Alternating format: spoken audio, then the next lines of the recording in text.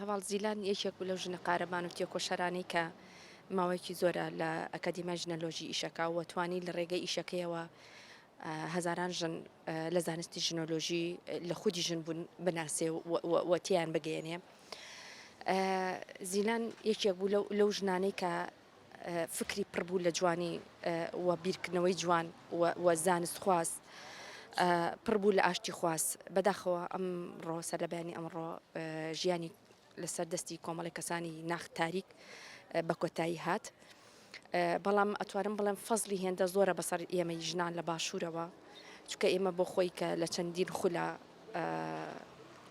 ئاشنا بووین بە زانستەکانی بە فکری ئەزانی چەند گەوهرێکی بە نرخ بوو لە کۆمەلگا و بە تایبەتی بۆ ژنان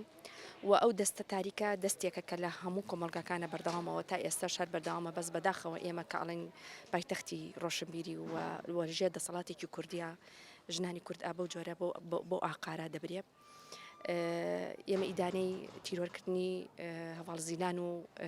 هەواڵانی پێشووتریش ئەدەین ئیدانی ژن کوشتن ئەدەین ئیدانی